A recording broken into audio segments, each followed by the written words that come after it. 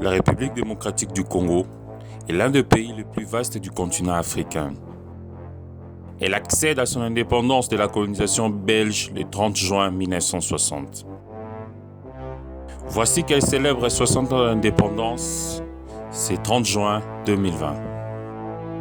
À cette occasion, nous allons revoir en 5 minutes les grandes étapes de son histoire jusqu'à ces jours.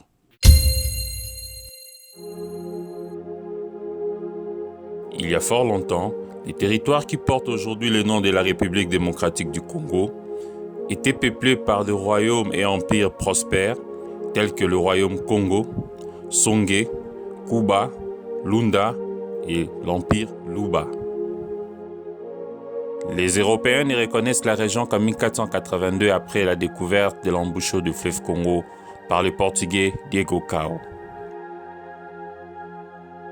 En 1879, l'explorateur Henri Morton Stanley explore l'intérieur du Congo pour le compte du roi des Belges Léopold II.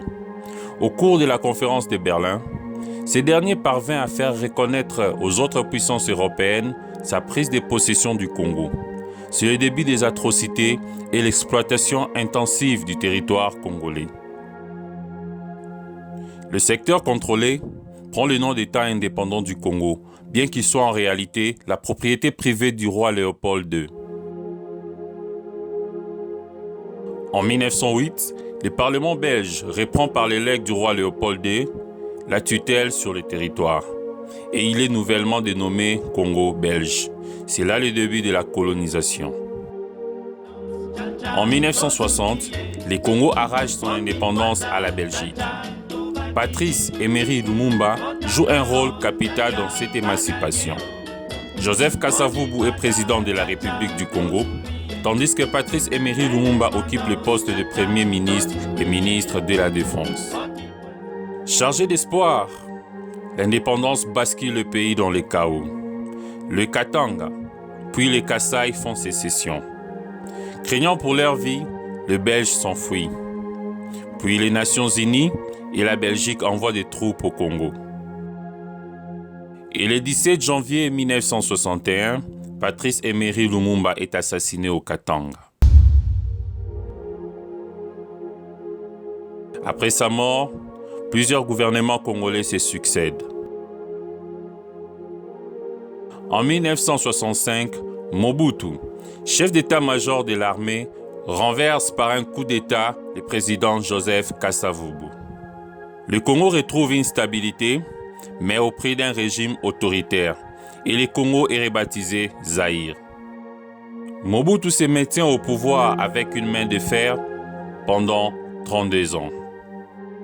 En 1997, l'avancée de l'Alliance des forces démocratiques pour la libération du Congo, AFDEL, avec M. Laurent-Désiré Kabila, une force armée rebelle oblige Mobutu à fuir Kinshasa pour sa ville natale Agbadolit, puis s'envole pour le Togo, puis au Maroc où il y décéda.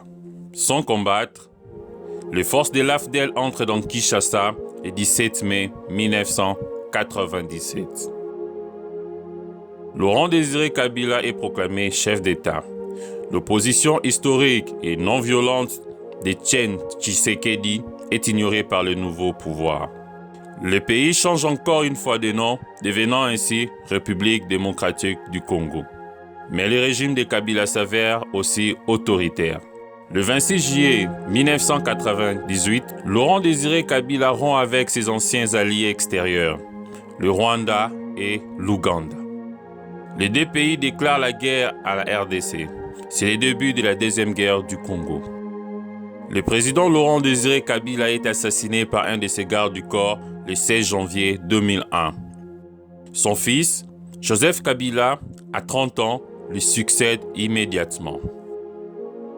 Depuis l'assassinat de Laurent-Désiré Kabila en 2001 et la fin du conflit en 2003, le Congo entre dans une phase de démocratisation, marquée notamment par les tenues des élections libres en 2006, 2011 et 2018.